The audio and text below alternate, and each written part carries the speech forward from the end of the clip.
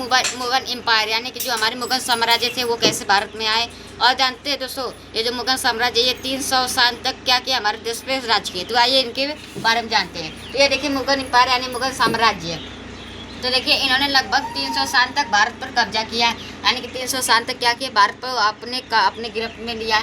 उसके बाद इन्होंने 1526 में भारत में आए और 1857 तक भारत पर शासन किया।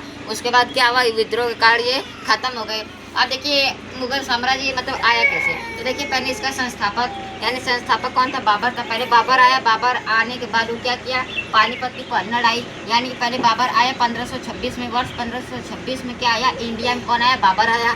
बाबर के आने के बाद घटना कि दोस्तों देखिए जो बाबर था ये क्या हुआ, इसकी घटना मतलब 1526 में। अब ये शासन कैसे किया, ये इसने पानीपत की पहली लड़ाई की, यानी पानीपत की पहली लड़ाई की, जिसमें इसने किसको हराया, इब्राहिम लोदी। यानी इब्राहिम लोदी को हरा के क्या किया, बाबर ने शासन किया, मुगल शासन की शुरुआत की। यानी कि पहले भारत पर कौन राज कर रहा था, इब्राहिम लोदी। उसको हराने के बाद बाबर ने क्या किया, अपना शासन शुरू किया 1526 में। अब उसके बाद देखिए जब बाबर 1526 में शुरू किया, अब उसके बाद बाबर के बाद उसका बेटा आया हुमायूं।